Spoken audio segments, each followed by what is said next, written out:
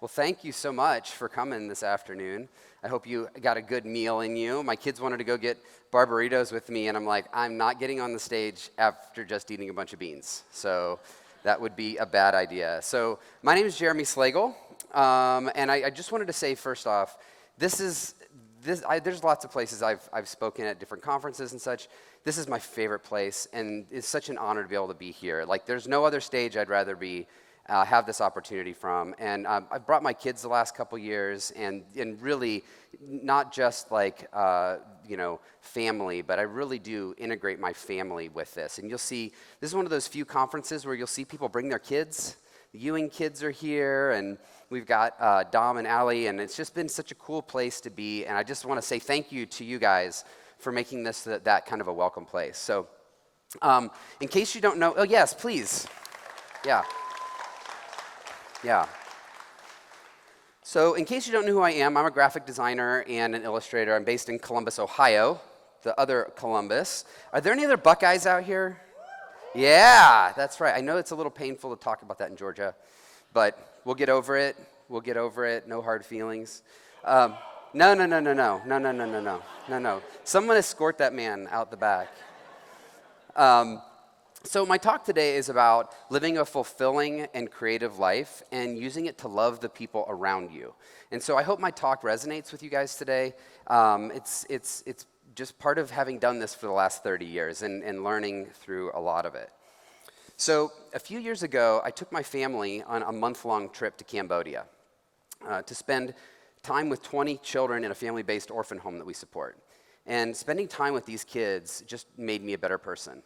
So for a month, and by the way, you can tell which ones we are. We're the white ones sticking out like sore thumbs on there.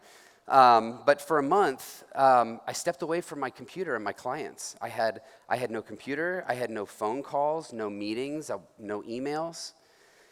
Have you ever stepped away long enough that when you step back into your daily grind, you see things with a different level of clarity?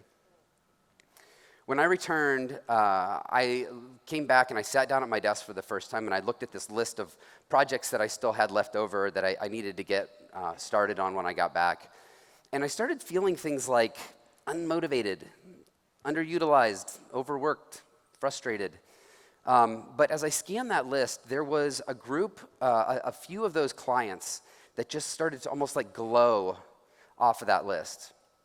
And when I saw those, they actually sparked a sense of relief, of joy, of opportunity. And so at that moment, when I had that level of clarity, I decided to take a moment and just make a separate list of just those clients, those ones that really resonated with me.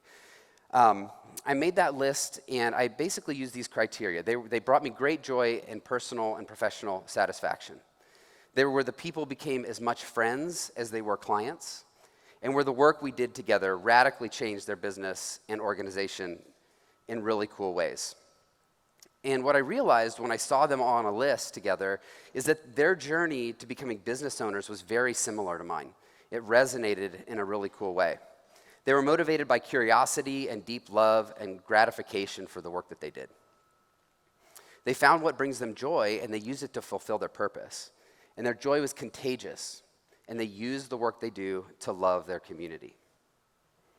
Fred Rogers, I think, said this best. He said, "You don't set out to be rich and famous, you set out to be helpful." My faith boils down to two commands. Love God with all your heart, soul, and mind, and love your neighbor as yourself. And these are the two guiding principles for my business. You see, our culture tells us that there's foolproof formulas, life hacks for success. There's best-selling books, there's programs, there's YouTubers, there's conferences to prove it. And what they tell you is that what's important in life is where you are right now and where you want to be somewhere down the road. It's not about the important stuff isn't what happens that fills in the gaps in between. So the success is only really found when you meet that specific goal someday. If I could attach a visual, it would look something like this. These people are focused, they're fine-tuned, they've got their roadmap, and they've got their driving gloves on, and they are just set out with a final destination in mind. There's nothing wrong with this approach, and many have found that it works well for them, but it just doesn't resonate with my journey at all. Then there were the clients that jumped off that list. these were the ones that were driven more by purpose than by passion. Their focus was in honoring their daily work. It was in the milestones that were along the way, and those were the rewards that often led to surprising opportunities. Commitment to curiosity is what drives them forward, and the destination isn't always clear, but whatever it happens to be down the road, it must be great. But don't mistake them for being unfocused and disorganized. They don't expect anything to be handed to them. They have a "I can figure this out" mentality, and they're willing to risk often their life savings in order to start this business. They're driven by a joy they can't contain, but they have to share it with the world. So I compared my joint venture clients with my own path to becoming a business owner, and I found that they also fit this three-step process. And this three-step process best describes it. And in all situations in my journey, step one is discovery. They discovered really amazing joy in what they do. In fact, they just couldn't help but do it. It's like the day that you realize that walking is fine, but getting on that tricycle and riding around in your driveway is way more fun. And the cool thing about riding that tricycle around in your driveway is you get to do it under the careful supervision of your parents. You're not worried about having to support a family with it. You're not having to worry about health care or benefits. You get to do it in the comfort and safety of a place where you're nurtured and where people get to see it happen. And keeping it in a safe environment where your salary doesn't really depend on it. So when I was a kid, tricycles came in the form of big wheels. Big wheels are a-rollin', listen to them turn. The big wheel sound of power with speed enough to burn. Winning, spinning, braking. The Big Wheel by Marks with adjustable seat, handy saddlebag, and a quick stop racing brake. Braking, winning, spinning. It's the Big Wheel with saddlebag and racing brake. Big Wheel by Marks. If we make it, it can take it. How many of you had a big wheel growing up? Yes, they were the best until you skidded too much on the wheel. And then what happened? It'd get a hole in it, right? And then you're just going, it'd give you, yeah. And I love how they typed saddlebag across the saddlebag on the back of that, just in case you were wondering what it was. So the second step and the second part of that journey is that they develop their joy. This is where they move from that tricycle to a big kid bicycle, and they start to accept more risk. After some falls and bumps and scrapes, they start to find some balance. And they begin to ride around the block, explore the neighborhood. And then when the training wheels start to come off, they start to learn that more risk leads to more confidence. They realize that the thing that they discovered could actually take them places. So they study, they travel, they reached out to others in the industry for advice, and it often became their side hustle. But not all first rides without training wheels are perfect, though. Okay, yeah. Rule number one, if you're gonna send your kid down a hill, don't point them towards a tree and make sure they keep their feet on the pedals. That's really important. That's like super important. While first rides can be intimidating, you never forget that excitement though, and the freedom and the sense of accomplishment that comes with it. The joy of success. That little guy graduated from high school in 2020, and of course his graduation present was a new bicycle. Do you remember the time when you realized that your mom or dad was running alongside of you, but they had let go of the seat and no one was holding on to you anymore? The first time you did something with your joy and you took a risk, realizing you could fall, but also recognizing that the upside was starting a new chapter. This little girl turns 19 in a couple weeks. She's sitting right over there. Her smile says it all in this picture. Third step, they realize that their journey is far more enjoyable when it's not just about themselves. Spreading your joy means going all in. It means bringing a product or service to the market that fills a need and enhances people's lives, empowering employees to take ownership and have a creative stake in the company as well. By teaching and sharing their skills with the next generation, they devote themselves to helping others discover, develop, and spread their joy. And this is my story as well. So several years ago, good friends and talented designers and I hopped on a bicycle and we covered 210 miles in 2 days. Anyone know who that middle guy is right there? No, the middle one. That is Dylan Menges. That is a buddy of mine. He comes down here quite a bit. Amazing designer. That was actually Dylan's 40th birthday that day. We were prepared. We had been training. We moved at a pretty good pace, actually. But every once in a while, we started getting passed. And one of the things I started to notice was we were getting passed by people riding tandems together. This is a great illustration for what happens when we connect our joys to other people's. Partnering often leads to growth and new possibilities, and keeping our ideas to ourselves just can't possibly achieve. As designers, we get the opportunity to help people on their creative journeys, to inspire others by helping tell their unique stories. The goal of the creative is to match the client's cadence and rhythm in order to have a successful journey. So I'm going to spend a few minutes talking about my unique path and how it fits that three-step journey of discover and develop and spread. So we're all products of the environments we grow up in, and I'm no exception. So my family moved around quite a bit, and each of the places left indelible marks on me as a person and what inspired me to create. So I was born in 1974 in the south side of Detroit, and I grew up in a suburb of the Motor City. Does anyone ever notice when you talk with people from Michigan, they hold their hand up like this to tell you where they're from? They like point to it. It's a Michigan thing. Just roll your eyes and move on. I discovered my joy the minute I was old enough to hold a crayon. Here I am at age 2, creating a masterpiece in chalk. I still work with a dog by my side. Not that dog. Taxidermy is amazing, but not that amazing. So we'll get to working with dogs later. But this is me pedaling my creative tricycle in a safe place, not worrying about using my gifts as a career, but just doing it sheerly for the simple joy of doing it. I was also fascinated with simple machines. I discovered my bicycle was an object of freedom and connection. It allowed me to explore my neighborhood. I learned how to fix it, how to do fun, cool things like sticking cards in the spokes so it sounded like a motorcycle. And I was really amazed that my pants never got stuck in the chain. So Detroit is a city of social and economic diversity. It's there that I discovered my love for industrial machinery, American muscle, hard work, grit, Motown.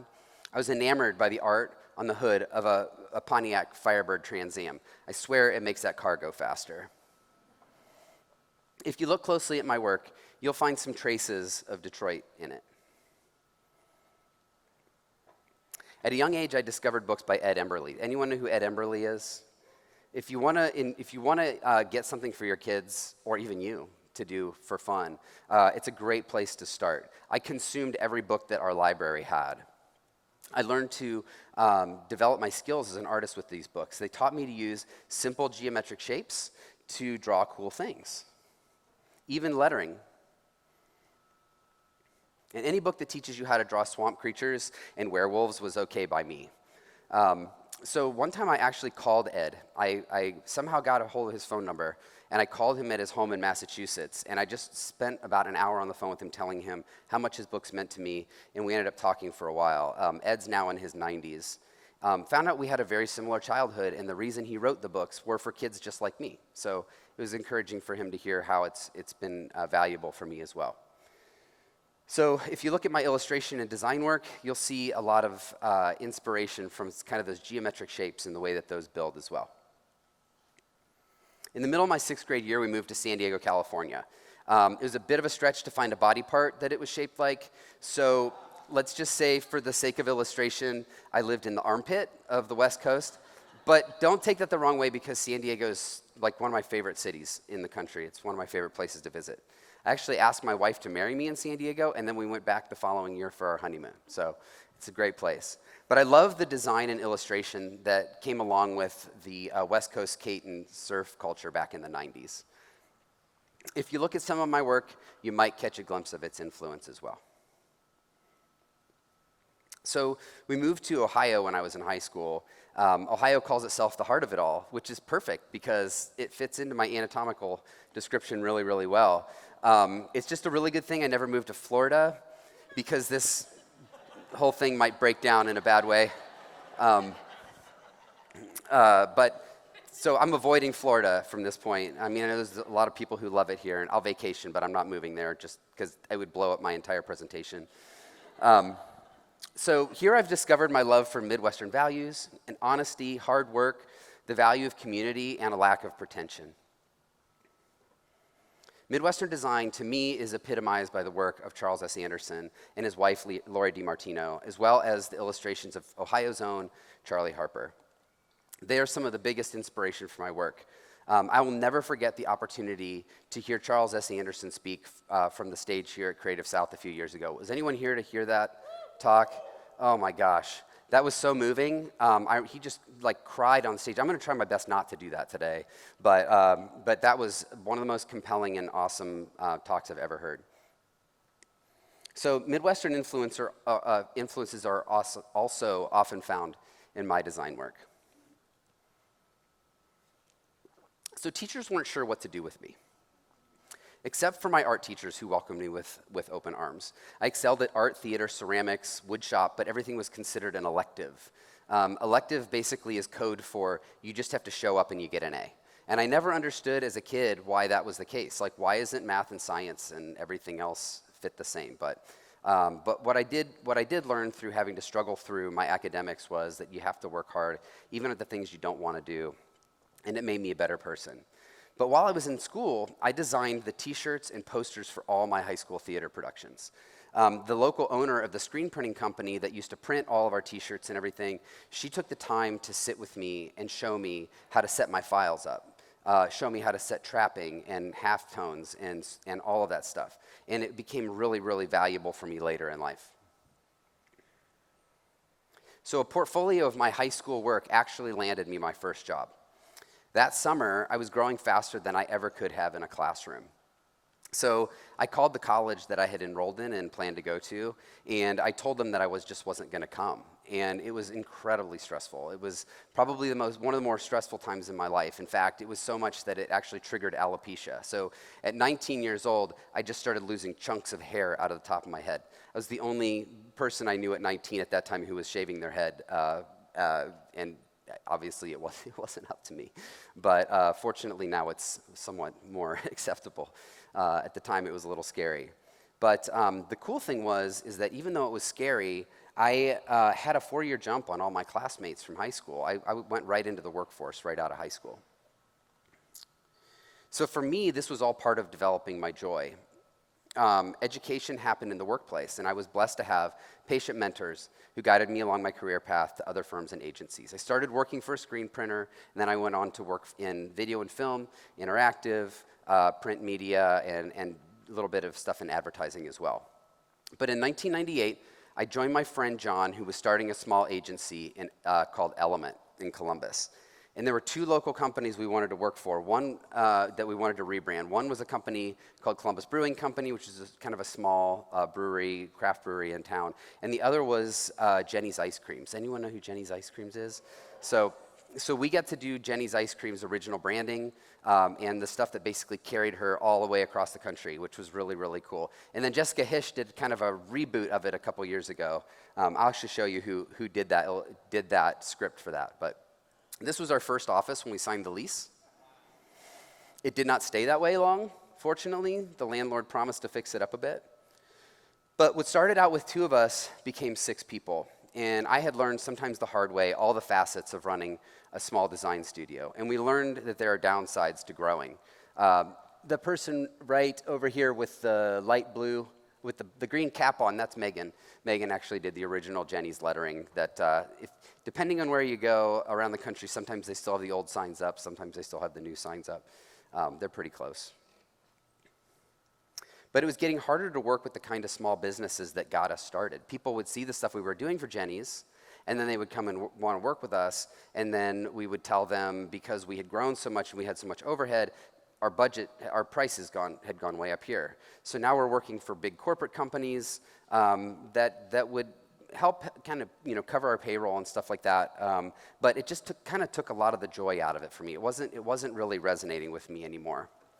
So 2009 was a really difficult year for this company, Element. Between a rough economy and John growing a side hustle, which was a nonprofit that he was working on the side, he made a really difficult decision to shut the business down.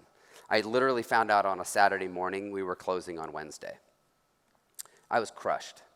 I would really miss my coworkers, and the future looked really uncertain. And this was probably the most difficult time I've ever gone through emotionally and professionally.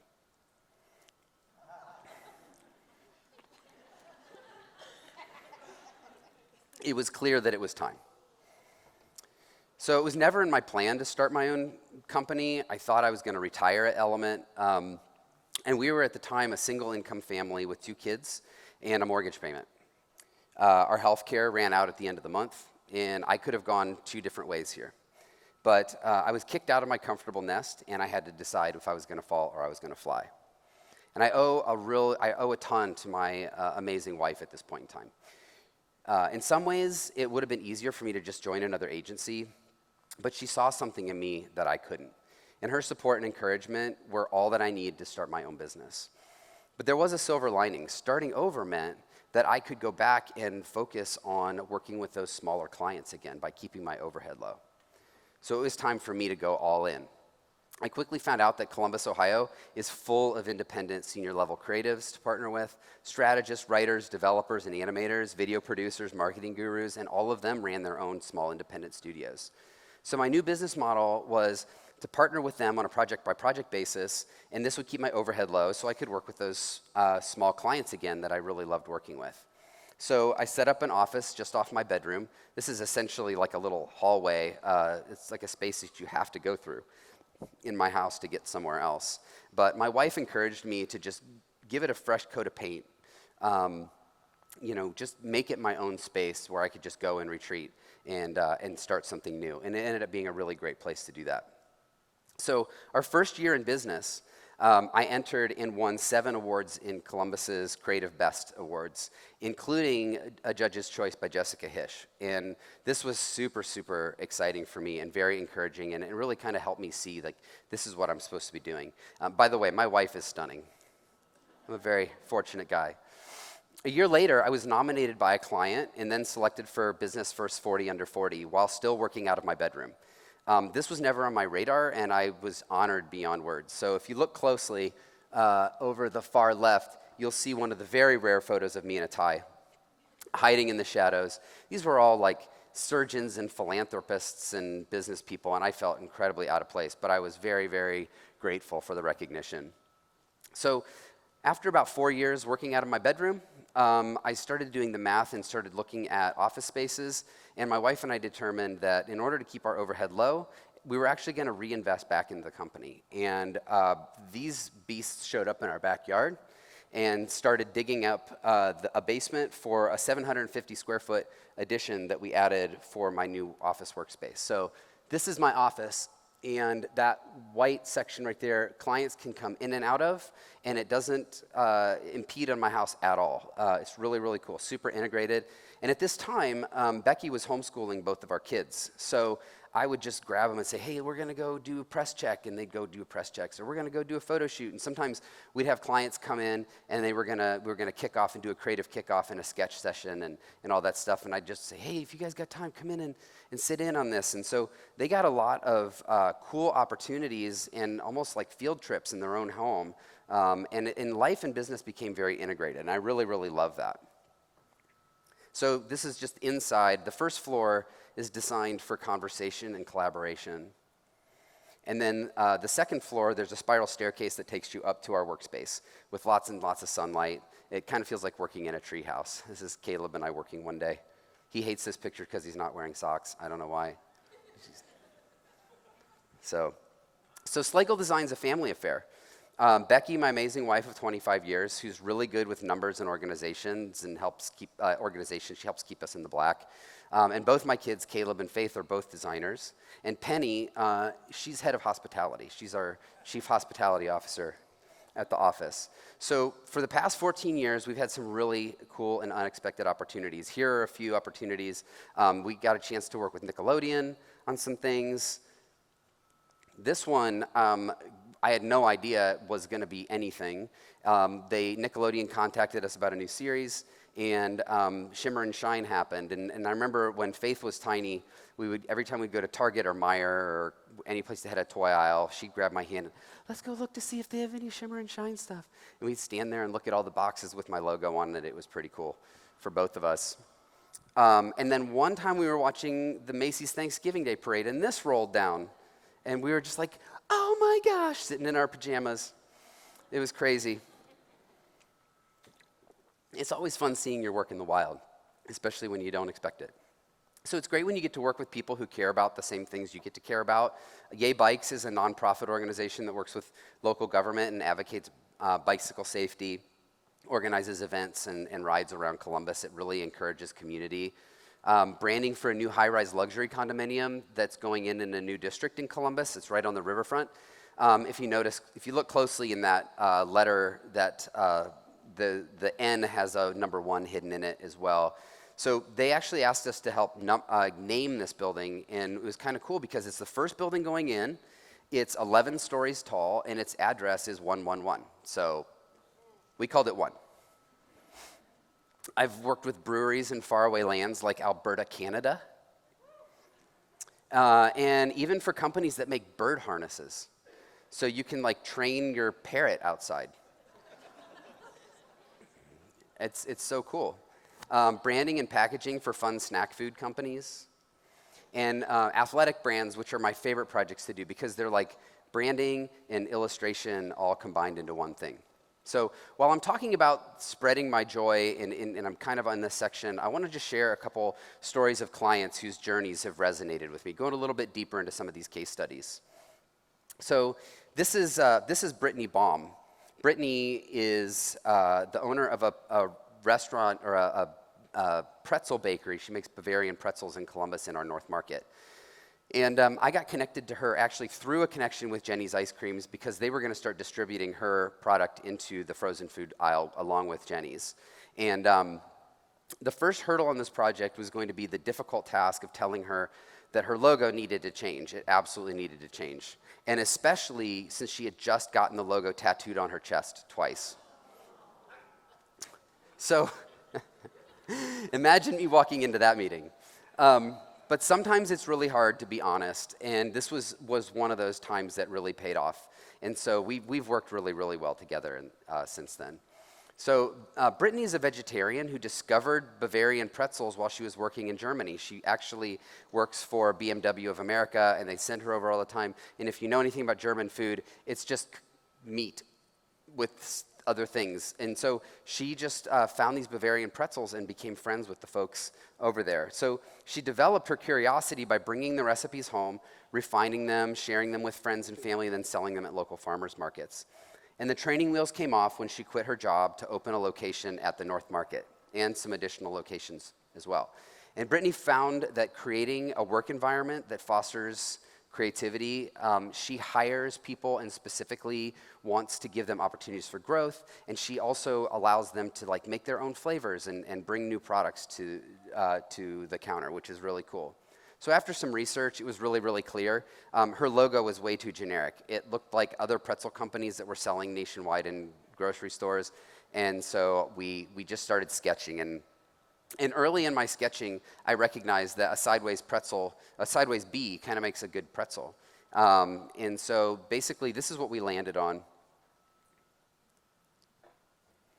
And since each pretzel is uniquely made by hand at each of her stores, we decided we were going to hand draw and hand letter all of the names of the different flavors. So her packaging was really simple, but we wanted something that really popped off the shelf. And Brittany has full sleeve tattoos on both arms, and when I met her the first time, her hair color changed from the roots to the ends like every 4 inches. Like it was like rainbow bright. I don't know what was going on, but she's just very colorful personality, so I knew we were going to be able to have some fun with color as well. So here are a couple photos of how we applied her brand to her location. This was basically the front of her store, and we basically went in and we painted black and white, and then I ordered some vinyl, and she and I sat on the ground and hand rubbed all these letters on in vinyl to just kind of give her a totally new look to her product. And what's really cool is the opportunity in her Cincinnati location is we built a pretzel. Have you ever seen a golden Bavarian pretzel? If you're in Europe, that's the sign for that it's a pretzel shop. So being able to integrate that as well into some of her locations with some exterior signage just kind of ties back to where she got her joy from. So a couple years ago, she started something new in her neighborhood, and being a vegan, she opened a new restaurant in Yellow Springs, and this is a project I got to work with her on with her. I'm just kind of fly through these a little bit. It's called the Green Canteen because it's in Greene County, Ohio. I did not misspell green. Made some fun patterns with avocados and trees.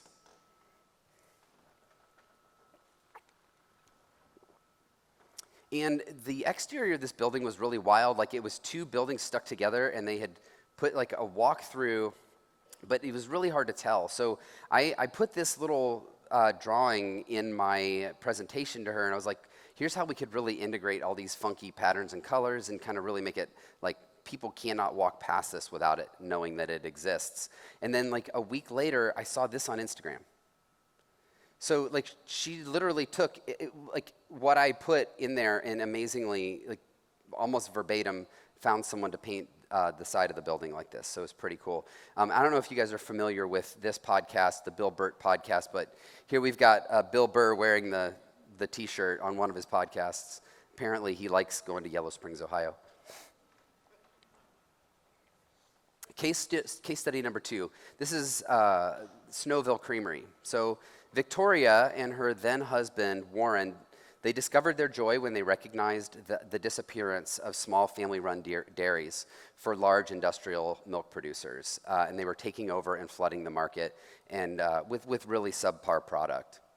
So they developed their passion for sustainable dairy practices in California and working with the local dairy business out there for over a decade. But the Taylors spread their joy when they risked it all, and they moved to Meigs County, Ohio, to raise their children and set out to work with local cattle owners to establish a dairy that made the best local, non-GMO, grass-fed dairy possible. These are the 3 women that run the dairy, and they are just so great to work with. I really love working with them every opportunity I have. And so this is a quick thing. This was actually out of an interview that Victoria did. I'm going to just read this to you real quick. Dairy production on a large scale is a commodity, and we believe that it takes so much of the connection out of it. Satisfying a bottom line makes a product more about money, not the customer, not the farmer, not the processing. Even though it's the norm for the dairy industry, most dairy production today has moved far away from what dairy used to be. We're utilizing milk in a way it should be used, to bring really good things to good people every step of the way. There's a process and a cost to it, but with that, you're providing good lives for your employees, your farmers, and your customers. And that is the joy venture. That's what I want to hear when I meet with clients. This is the kind of stuff that really makes me excited. So 2 reasons we had to change. One is that new competitors were starting to move into the Central Ohio market and starting to take away some of their market share, and their packaging was getting pretty old. Actually, I'm going to scooch back 1.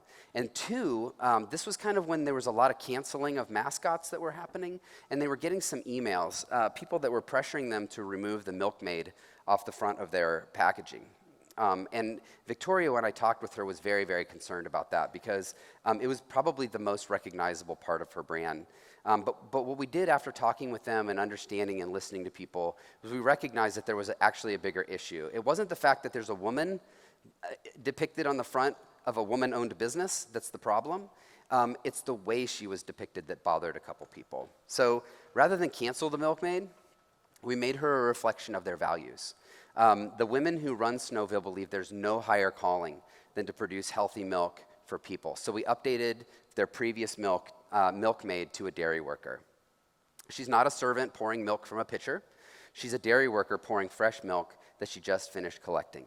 She's doing the thing that she loves best, that brings her the most joy, working with happy cows to make the most wholesome milk available because she loves her community. We made her a reflection of the women who run the creamery every day. So here's the logo. The new branding and packaging have been really well received, and people have noticed the positive change in their branding and how it aligns better with their values and their brand story.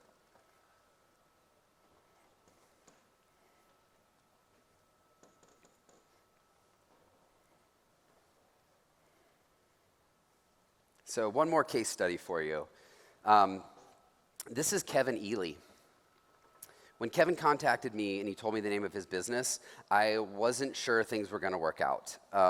I mean, who names a company Woolly Pig and expects people to take them seriously? But Kevin discovered his passion while studying biochemistry and brewing sciences at the University of California at Davis. Shortly after that, he traveled to Europe by bicycle. He didn't actually travel to Europe on a bicycle. That would be impossible. But he traveled through Europe on a bicycle to multi-generation, family-owned breweries. And he fell in love with these hillside farms. And oftentimes, these farms would also have livestock on them. Anyone know what a Mangalitsa pig is? Anyone familiar with Mangalitsa pigs? They're actually like woolly pigs. Like if you saw them driving by off side of the freeway, you might think you were coming across a bunch of sheep. But they're actually like the Kobe beef of pork. Super, super tasty from what I understand. But when he was out in Salt Lake City, he was the head brewer for Uinta Brewing Company, and it had put them as one of the fastest growing breweries in the United States. And that is around the time when they were purchased by a private equity firm. And we know what happens when private equity firms purchase things oftentimes, is they changed their process in favor of efficiency. And so Kevin just felt like he really wanted to go back to doing things the way that they should be done. So all along in the back of Kevin's mind, he's thinking about those family-run breweries that he visited back in Europe. And that is when the Hillside Farm in Ohio, in Coshocton, Ohio, became available for sale, and it was adjacent to the land that his wife grew up on. So Kevin did a little bit of a search of the property and realized that there were actually some fresh water springs that were perfect for brewing, and found a community and extended family that would support his vision. So he stepped down from his prestigious brewmaster position to hand build a new small brewery. The name was Woolly Pig Farm Brewery, and I honestly really hated the name. And this was their working logo at the time. So it was hand-painted on their mailbox. And I wasn't thrilled with that direction either. So I said, what other ideas do you have in there, Kevin? And his other idea revolved around the idea of hex signs. Hex signs are painted on barns. They come from old world European traditions, and it's believed that they keep the evil spirits away and they bring good luck. And at first, I wasn't a big fan of this either, but I did a little more research and I decided we would embrace that concept. So inspired by his direction, this is the new logo that was born.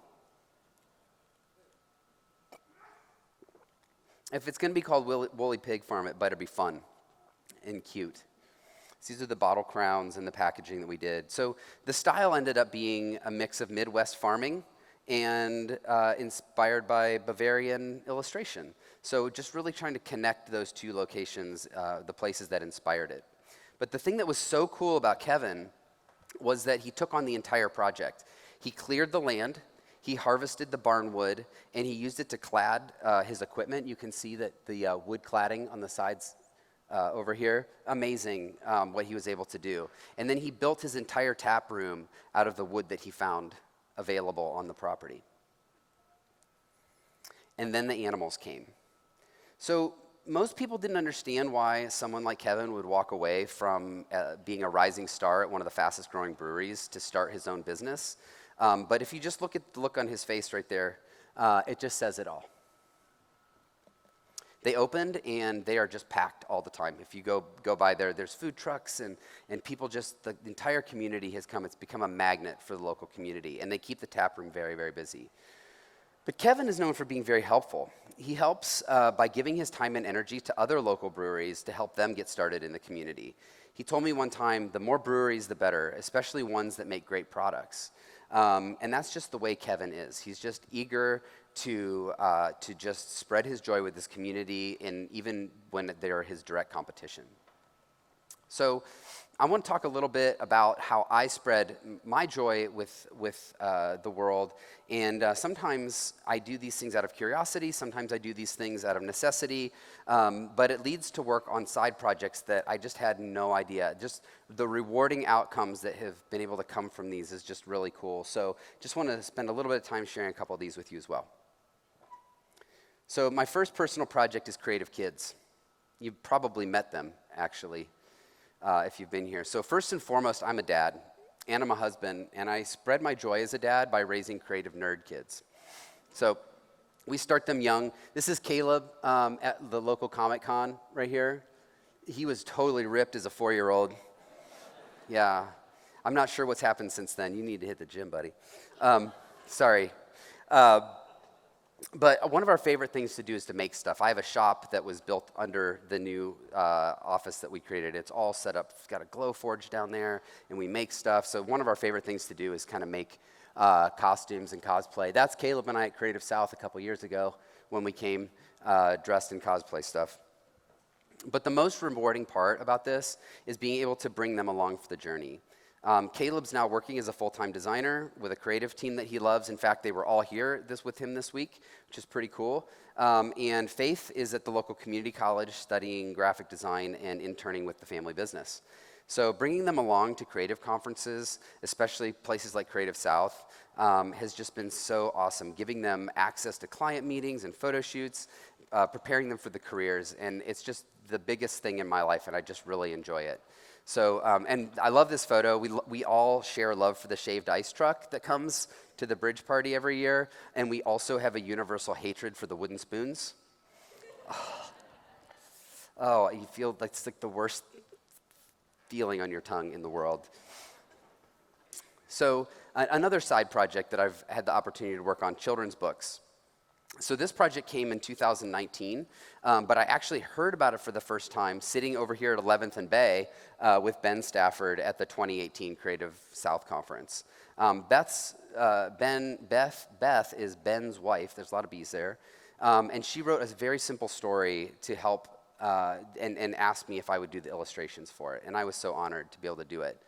But I decide whenever I do a side project, I want to learn something from it. I don't want to just do it the way I do everything else, and I took this one on as a challenge, and I took it as an opportunity to really dig into making handmade Illustrator brushes. It's something I hadn't done before. I had always wanted to do it, and I used this as an opportunity. So this ended up becoming a launch pad for something way bigger.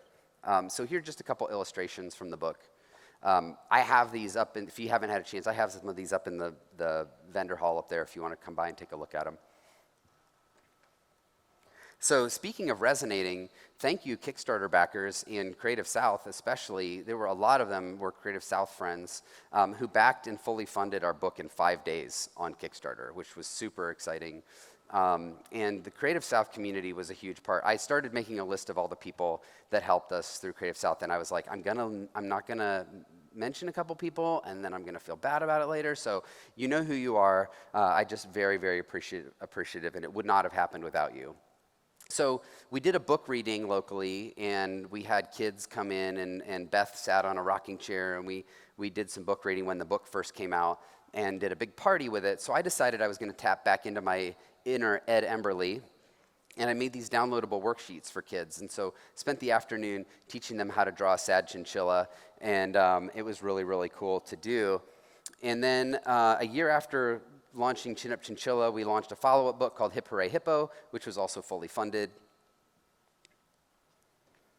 But then, I don't know if you guys remember this COVID thing that happened in 2020, but all of the conferences, all the in-person conferences shut down. And this crazy guy decided he was going to start something called CanceledCon. And did anybody join us for CanceledCon? What an awesome experience. For those of you who don't know, our very own Andrew Hockrattle gathered an international audience of 50,000 people from his bedroom. And it was just amazing. It was just totally amazing. So Andrew knew about my book. He was a backer of our books and a big promoter of it. And he knew about my worksheets. So he said, hey, Jeremy, why don't you come on and teach people how to draw a sad chinchilla? And I'm like, I don't know if serious designers are going to be interested in this. It's a children's book. I made these for kids.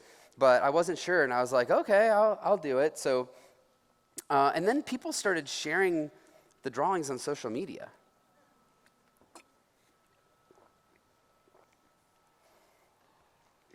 There's Doc Reed sitting with his daughter on a trampoline.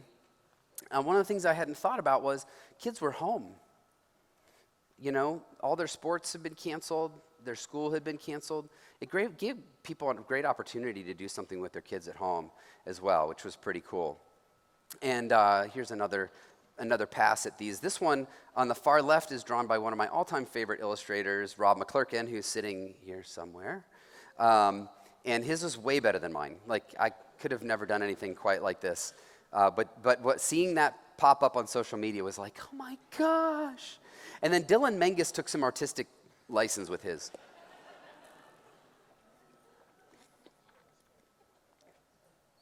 So another side project, this one actually came as a spin-off of that campaign. So at the $100 reward level for the campaign, I offered a 3-hour live brush workshop to basically share all the stuff I'd learned while doing these books, and it was very, very well received. But I had put days and days and days of time into creating a one-time 3-hour workshop, which didn't seem to make a lot of sense. But after I got through it, I was talking to Andrew, actually, and I just said, I'm thinking about doing like a live version of this. What do you think? And he's like, do it. You should totally do it.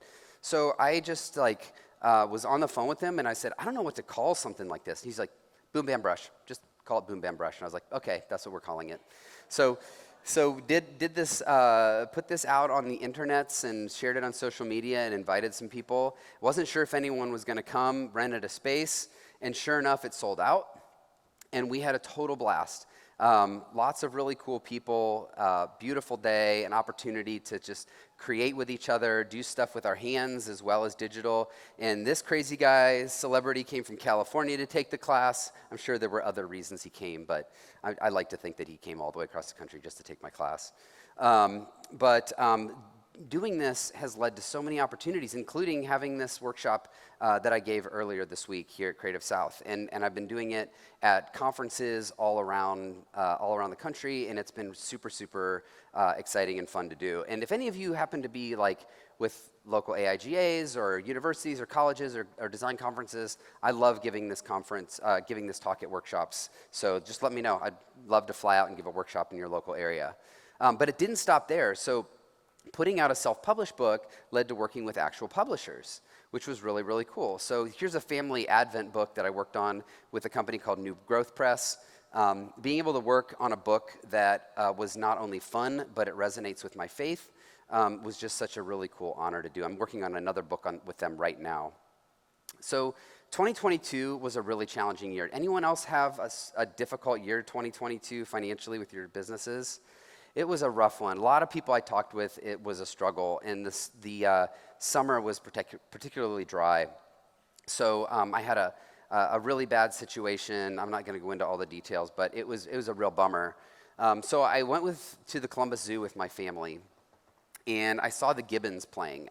Gibbons are just the coolest and the funniest animals to watch, and I just love watching them. And I was just like, I'm going to draw these guys. I'm going to go home. I'm going to dig deeper into my brush knowledge, and I'm going to just kind of give myself a project to do because I had nothing to do. And then I went on to do the Humboldt penguins and then the three-toed sloth, and I just was using it as an opportunity for growth for myself, and I just posted the illustrations on Instagram. Well, a couple months passed, and nothing really happened until I got this email from Adobe, and I was like, whoa, this is super cool. So they basically were asking me if I would do a tutorial on how to create your own texture brushes with Illustrator. And then they came across my brush sets that I sell on my website, which was really cool. And then if you scroll down a little bit here, it says, as one of the deliverables, an illustration showing off the power of your brushes. I'm very open to suggestions, but I really love the animal illustrations in your Instagram feed.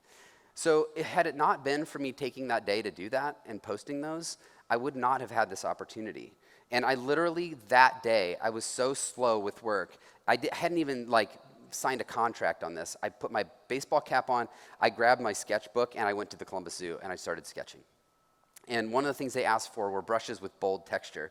So I was like, rhinoceros, that's such a cool animal. It's like one of my all-time favorite animals, and they're just got all that really rough surface on them. So these are the brushes I ended up creating for these, and they delivered for the giveaway. If you go online and you Google Jeremy Slagle brushes Adobe, you'll find this, and you can download this brush pack for free and use it in all your illustrations. And here's the final art piece that I created with it. So I'm going to call this a pet project. This isn't really a side project. This is a pet project. This is Scout. Scout was one of the best dogs a family could have, and she played a really big role in my life and my business. Aside from being my shadow and my constant work companion, she was the head of hospitality at the studio, and clients would come, and they just loved her, and they'd get super excited to see her. So here's an Instagram reel that I did last October because I wanted to let everybody know that we had gotten some of our logos in Logo Lounge.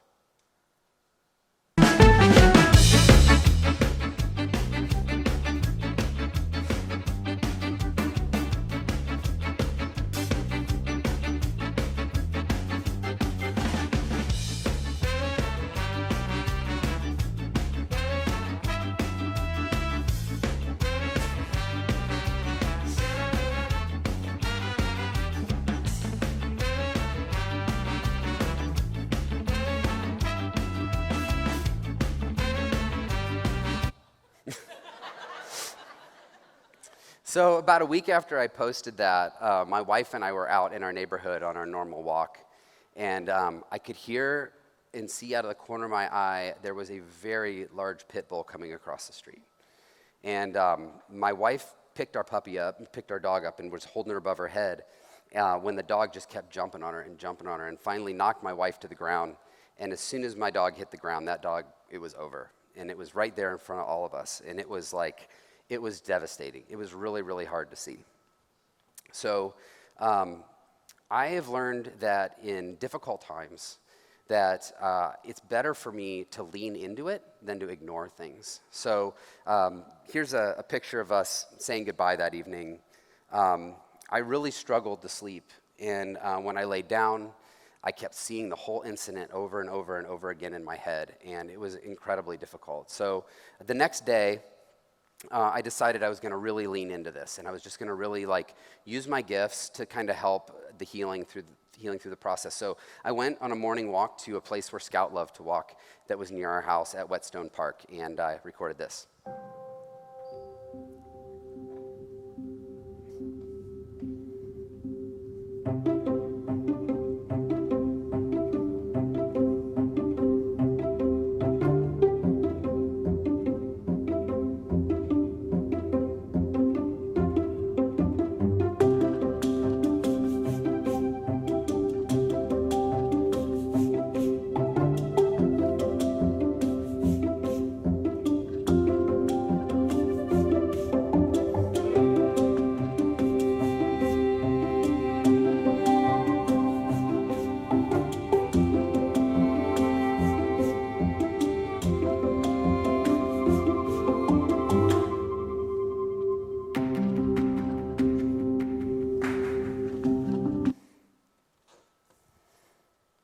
The amount of flowers that showed up at our house was amazing. People sent flowers and cards. It was just so cool. And they are all from clients and creative partners who just loved her so much. So, thanks.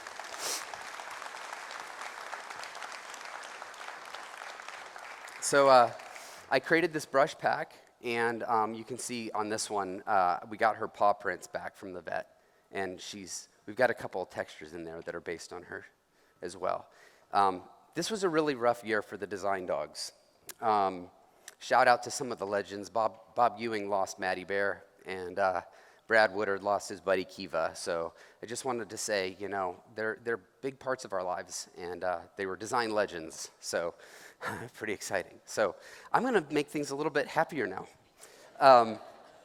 So this is another pet project. This is about Penny. So after Scout passed away, I was having trouble sleeping, so I opened up my laptop, and I was just laying in bed, and I was searching for dog breeders in Ohio. And I heard it could take a little while once you get your name on the list before you could get a puppy. And so I came across this website, and I was watching this woman, and she basically was introducing all the puppies from a new litter. And as I dug deeper, I saw these videos of her showing these. And on her, what I realized when I paused it was that on her right arm was a logo I had created, which was totally crazy. And it was for a pizza restaurant about an hour and a half away. And I've never seen an employee get a tattoo on their arms. I've only seen business owners do it. So I reached out to her, and we had a really great back and forth. Initially, what she said was, she's like, "Oh my gosh, you're going to get a great deal."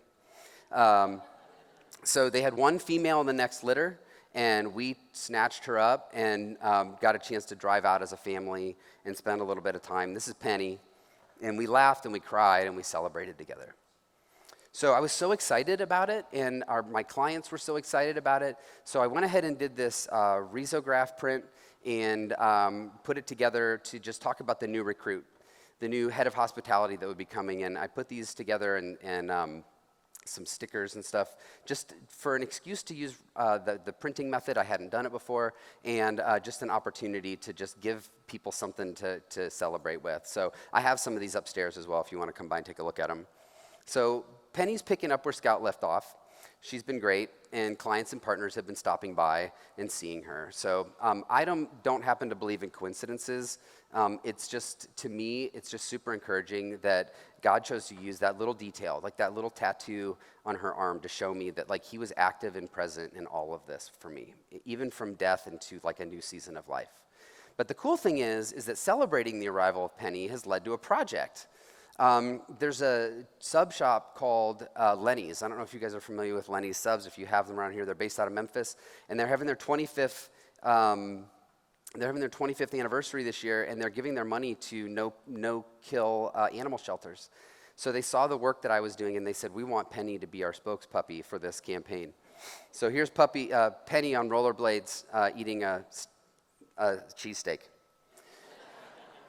All right.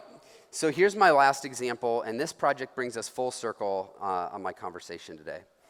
So one of the first things I did after Element closed, when I had nothing to do, it was completely slow, I had no business, is I needed to assign myself a project, like I did in these other circumstances as well.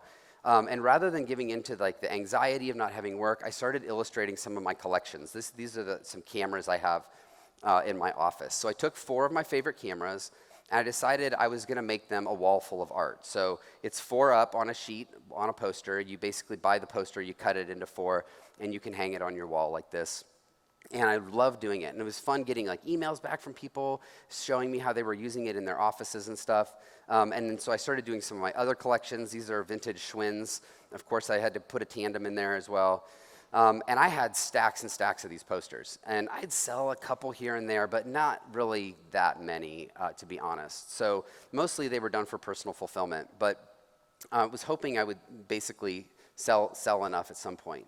But here's where my talk comes full circle. This trip was made possible by those illustrations. I wanted to take my family on this trip, but the cost was going to be about $3,000 for each of us, like $12,000. And this was right after I had lost my job, and we did not have money laying around. So Becky had this crazy idea. She's like, well, what if we pray that if we're supposed to go on this trip, that we would sell enough of those posters to cover the cost? And I'm thinking, these are $20 a piece. Like, what's going to happen here? Well, what happened next was really, really amazing. In the next 4 months, we sold over $15,000 worth of posters. Not only did it cover our trip, we were able to also buy a new motorcycle for the home and send one of the kids at that home to college for a year. And since then, the poster sales have gone back to a trickle. So I took a month-long trip to Cambodia, and I returned with clarity. No clients, no computers, no phone calls, no meetings.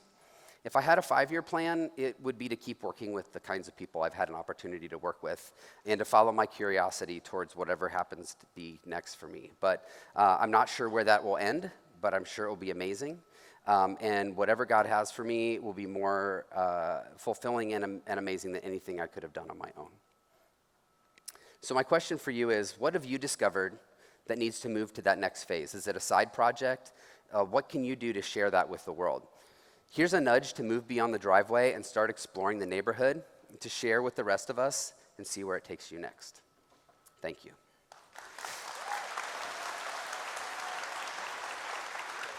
Thank you.